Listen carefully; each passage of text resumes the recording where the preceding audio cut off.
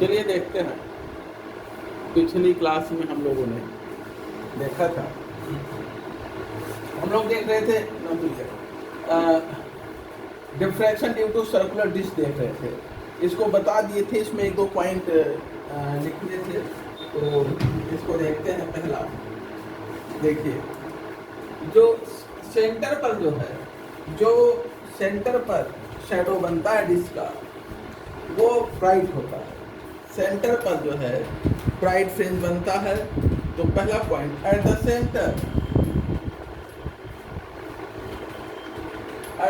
Of the circular shadow of disc, जो disc का shadow बनता है, जैसे आपने यहाँ डिस्क रखा है, एक प्लेट रखा, और यहाँ से ये सोर्स है लाइट का, ये लाइट रेज जा रहे हैं, ये वाली बीच वाली तो रुक जाएगा, ये किनारे वाले निकलेंगे। आगे स्क्रीन पर इसकी शैडो बनेगी। शैडो जो बनेगी, छाया जो बनेगी, उस पर सेंट्रल पार्ट आप देखेंगे तो चमकीला होगा, ब्राइट होगा, ठीक है। उसके बाद फिर ब्लैक होगा घेरा, फिर ब्राइट होगा, फिर ब्लैक। लेकिन ये जो घेरे बनते हैं उनकी चौड़ाई फिर घटती है। यहाँ तक मैंने कल जहाँ तक हमें ख्याल है कि बता दिया, इसको लिखना है। Eight the centre of the circular shadow of this, at the center of the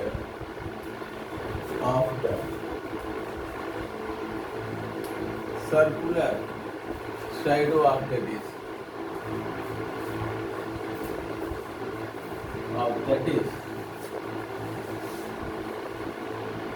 shadow of the disc, there occurs a bright spot होता है, occurs a bright spot,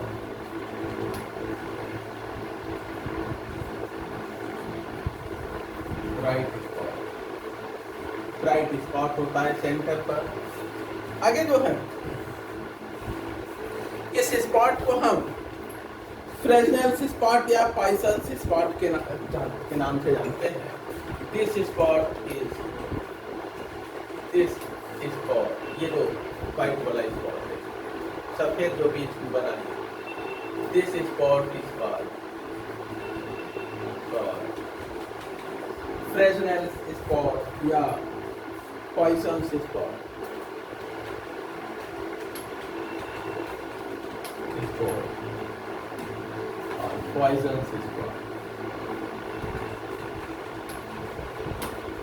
इसे जो है वो सेंट्रल ब्राइट स्पॉट है, उसे फ्रेजनेल्स या हम जो है पॉइसन्स स्पॉट के नाम से जानते हैं। जो ब्राइट स्पॉट है, आगे देखिए, ये जो ब्राइट स्पॉट है, अगर हम इसको जो डिस्क है इसको चौड़ा करते जाएं या फिर इसको इसके नज़दीक लाते जाएं, स्क्रीन को, जो स्क्रीन यहाँ पर है, स्क्रीन को डिस्क के नज़दीक लाते जाएं,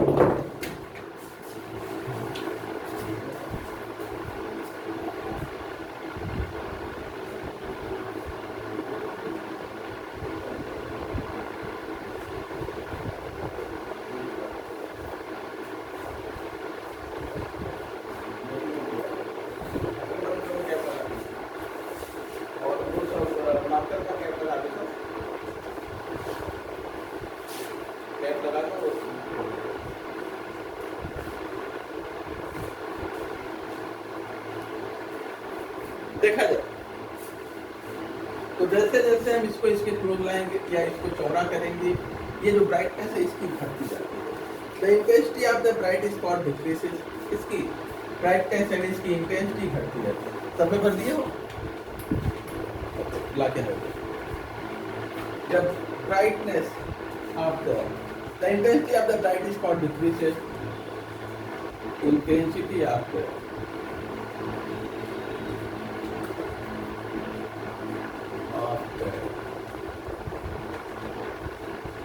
bright spot decreases, bright spot की इंटेंसिटी बढ़ती है। when the size of the disk decreases, increases, जब इसकी साइज बढ़ती है, size of the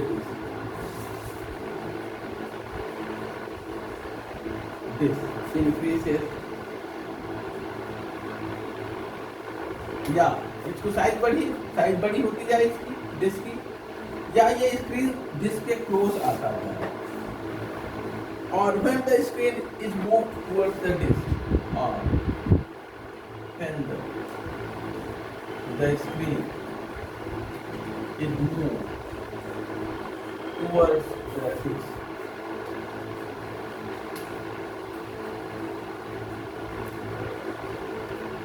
तो स्क्रीन को डिस्क के क्लोज ला दें, या फिर जो है डिस्क को के का साइज बड़ा करते हैं, तो जो ब्राइटनेस है सेंट्रल स्पॉट की वो घटती जाती है। आगे देखा जाए, अब ये जैसे ब्राइट है, फिर डार्क है, फिर ब्राइट होगा, फिर डार्क होगा। इस प्रकार से ब्राइट डार्क ये लाइनें मिलती हैं और इनकी जो है चौड़ाई घटती जाती है। हेलो, तो अगर जो है हमने बताया कि यदि हम देखें तो जैसे जैसे हम आगे बढ़ते हैं, इनकी चौड़ाई जो रिंग बनते हैं उनकी चौड़ाई घटती जाती है। पहला ये चौड़ा है और पतला, फिर और पतला, फिर और पतला, जैसे जैसे हम आगे बढ़ते हैं। तो नेक्स्ट पॉइंट जो है circular alternate bright and dark fringes are for circular bright dark, इस तरह से अल्टरनेट फ्रिंज बनते हैं और जैसे जैसे हम आगे जाते हैं इनकी चौड़ाई बढ़ती जाती है। तो next circular alternate bright and dark fringes are for circular alternate bright and dark fringes are formed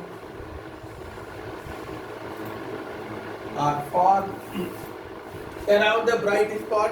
जो ब्राइट स्पॉट बन रहा है इसके चारों तरफ around the bright spot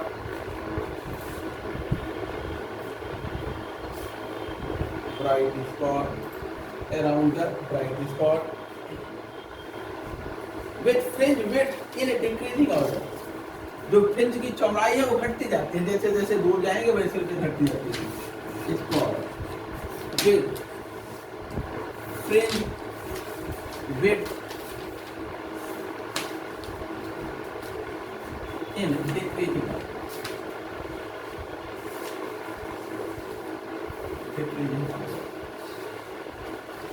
fringe width की घटती है, decreasing order।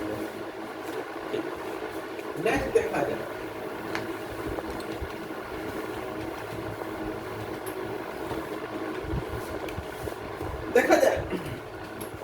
यदि जो है जो सर्कुलर डिस्क है इसका रेडियस r यहां से यहां तक की दूरी d हो और जो लाइट है उसका वेवलेंथ लैम्डा हो, अगर ऐसा हो तो हम कहें if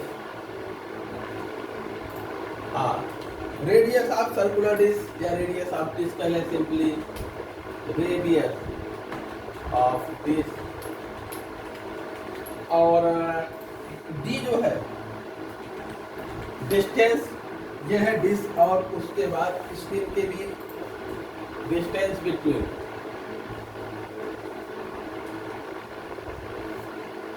screen and disc, screen और डिस्क के बीच का। और उसके बाद जो है लैम्डा जो है ये वेवलेंथ को जो लाइट हम यूज कर रहे हैं उसका वेवलेंथ ऑफ लाइट यूज।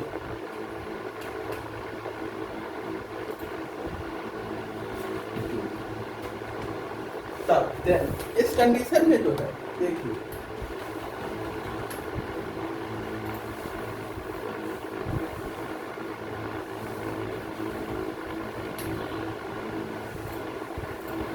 देखा जाए ऐसी कंडीशन में nth एसपीजेड का जो कवर्ड होगा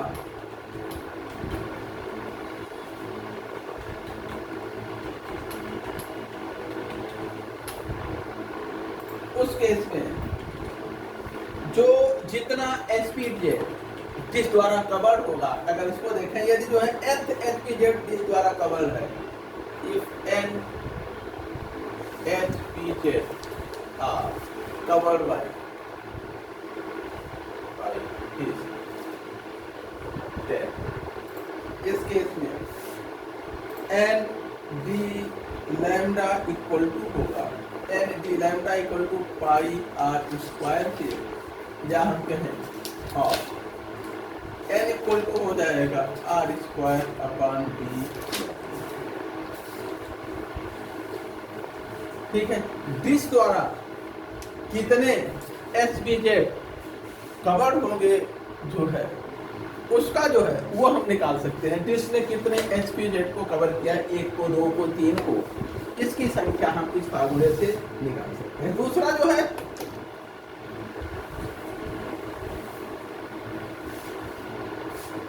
if the dish obstruct only first, अगर डिश जो है जैसे एन एसपीजेड की हमने बात की है, केवल एक एसपीजेड को अगर डिश कवर करता हो, ढकता होता, if the dish cover, dish ढकता हो, ऑब्स्ट्रक्ट करता हो, रोकता हो, इफ द डिश ऑब्स्ट्रक्ट, रोकता हो,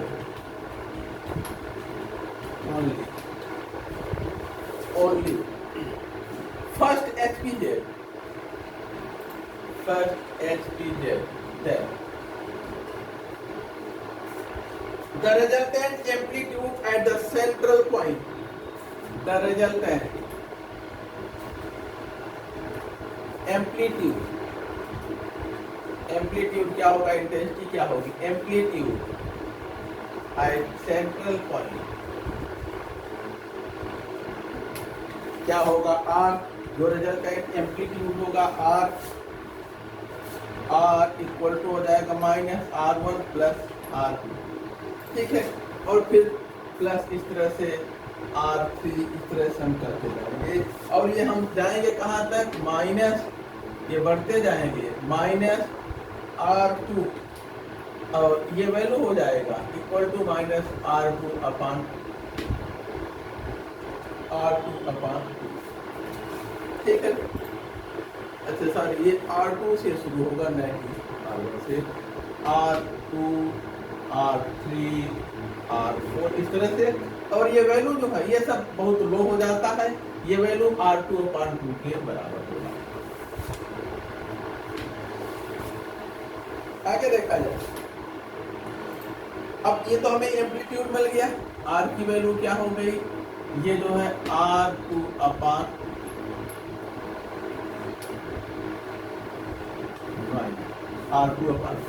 इंटेंसिटी क्या हो जाएगी, इंटेंसिटी आई, ये इसी के प्रोपोर्शनल होता है, तो ये हो जाएगा प्रोपोर्शनल टू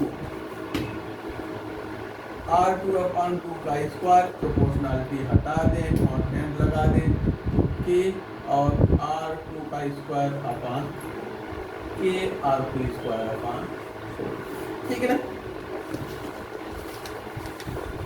जो ब्राइट स्पॉट है उसकी इंटेंसिटी देखिए कैसे देते हैं, जो सेंट्रल ब्राइट स्पॉट है, intensity of the bright spot,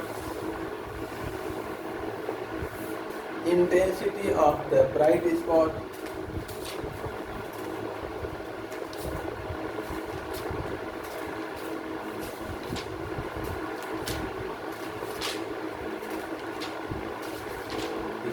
आई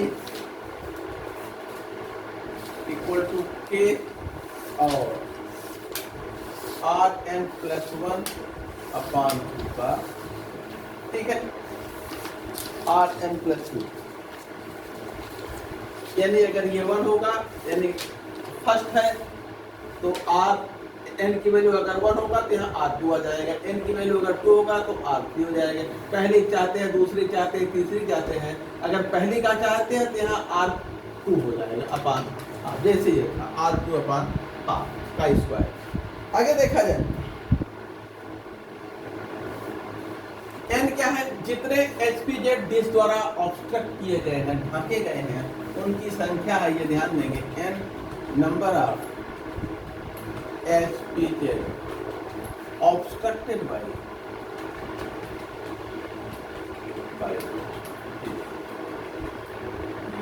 समाप्त होता है। अब आते हैं हम लोग नेक्स्ट टॉपिक देखते हैं, अगला जो है diffraction due to circular aperture. अभी तो डिस्क के कारण था, अब हम होल कर दें, अपर्चर हो, छिद्र हो वहां से, diffraction due to circular aperture.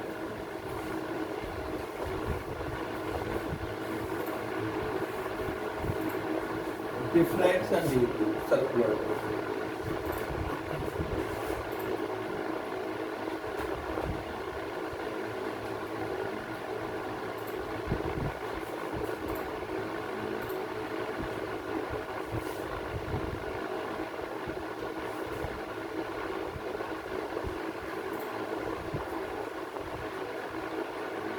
Circular aperture के कारण diffraction due to circular aperture. देखा जाए अगर जो है, देखिए हम ये एक जो है छिद्र ले लें, अपर्चर डिश नहीं बल्कि डिस्क जैसा एक छिद्र ले लें किसी प्लेट में।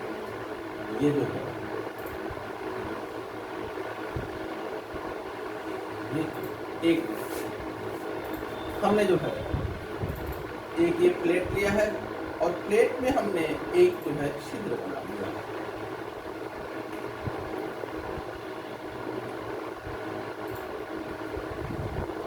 ठीक है, और इससे जो सोर्स है ये लाइट का, अब इससे लाइट रेज निकल रही है और ये यहां से होके गुजर रही है,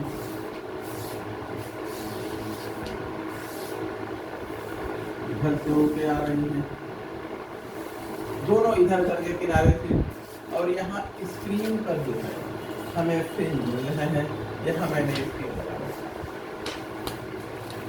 ठीक है, स्क्रीन पर ये सेंट्रल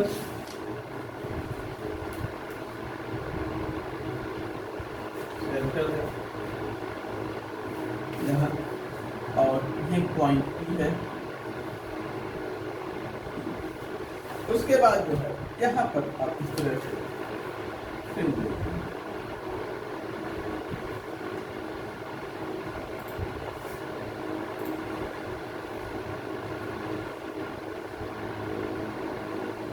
ठीक है, फिर व्हाइट,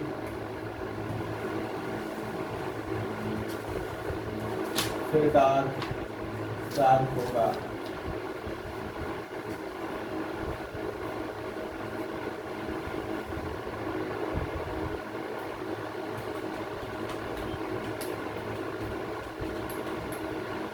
इस तरह से बनते हैं। तो देखा जाए इसके पहला, देखा जाए पहले यहाँ डिश रखा था, अब की यहाँ पे क्या है, अब की हमने यहाँ छिद्र बना रखा है, होल बना रखा है और प्लेट में, और उस होल से प्रकाश निकल रहा है और उसके अंदर की सतह से डिफ्रैक्शन है। देखा जाए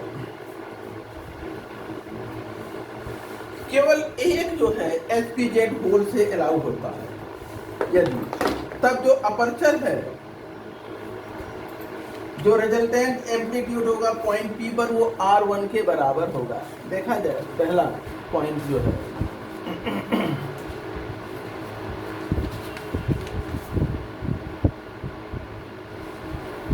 अगर जो है, देखिए यदि केवल एक एसपीजेड इससे होकर के अलाउ हो रहा है जाने के लिए, अपर्चर से होकर सिंगल, तो यहाँ पर जो सेंट्रल पॉइंट P पर जो स्पॉट बनेगा उसका जो एम्पलीट्यूड होगा वो R1 के बराबर होता है। ठीक है ना,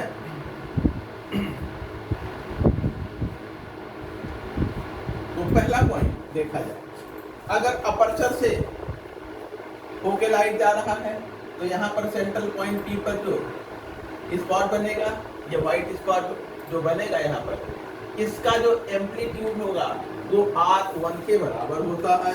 if only one SPZ is allowed by the aperture, aperture केवल एक को अलाउ करता है, तो if only one SPZ is allowed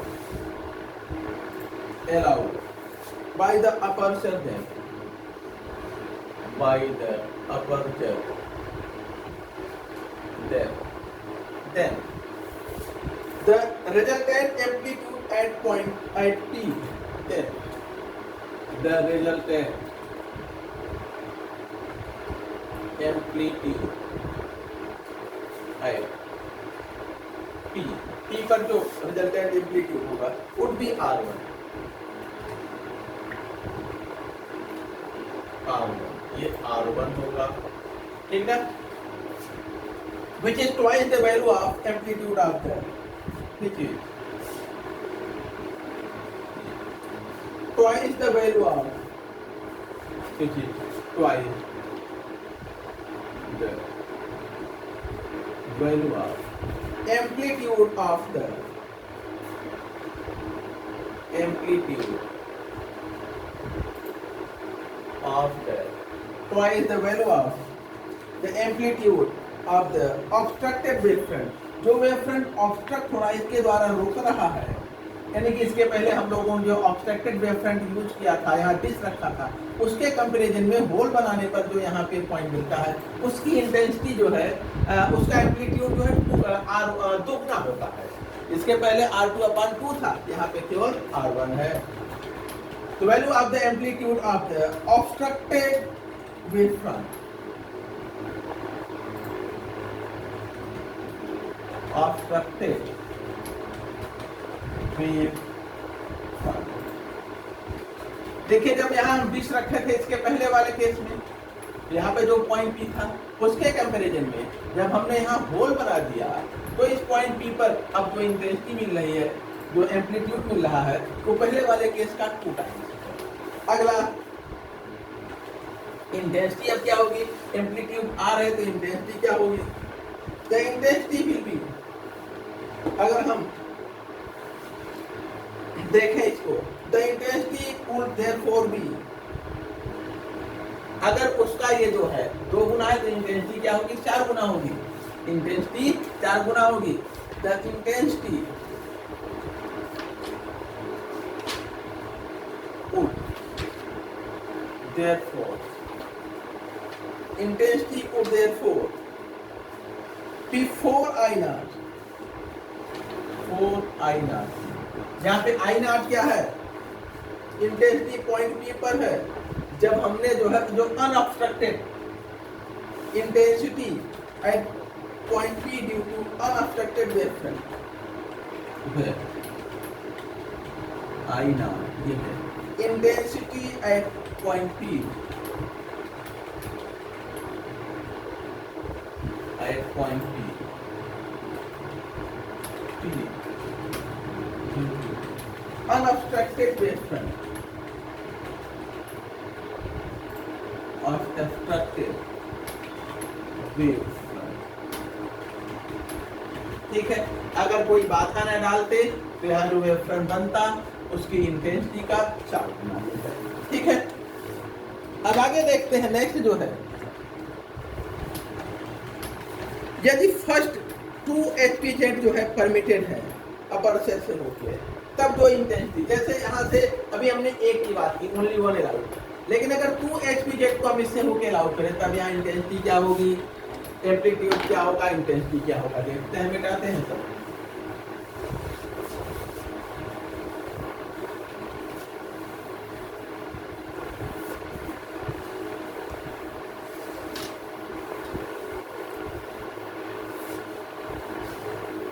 देखा जाए, if only 2 HPZ are permitted by the cluster, if first 2 HPZ are only permitted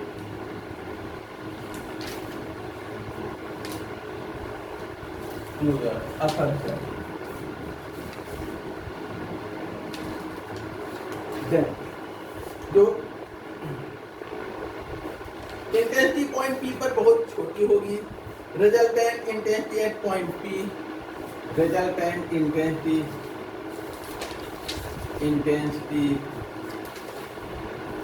intensity at point P will be very small, बहुत small हुआ, यानी कि R1 माइनस R2 ये लगभग 0 के बराबर, ठीक है।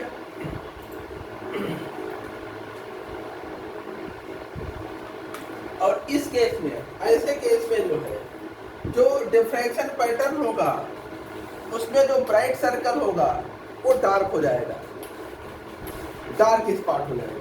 ब्राइट सर्कल जहां होगा, जब इंटेंसिटी जीरो, एम्पलीट्यूड जीरो हो गया, इंटेंसिटी भी लगभग जीरो हो जाएगी और कम हो जाएगी, तो ब्राइट सर्कल ब्राइट पे डार्क स्पॉट बन जाएगा। तो आगे in this case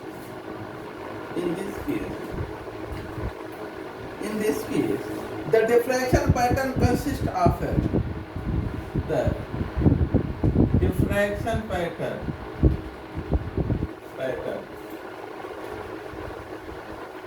consists of bright circle of light with dark spot, bright circular of light dark spot. अब की डार्क स्पॉट होगा, सर्किल ब्राइट होगी, जैसे इसके पहले क्या था, यहाँ ब्राइट था और सर्किल डार्क था, अब की ये डार्क होगा और सर्किल कैसी हो जाएगी, ब्राइट हो जाएगी, क्योंकि अब की एम्पलीट्यूड यहाँ पर क्या हो जा रहा है, पॉइंट P पर जीरो हो जा रहा है। ठीक है, देखिए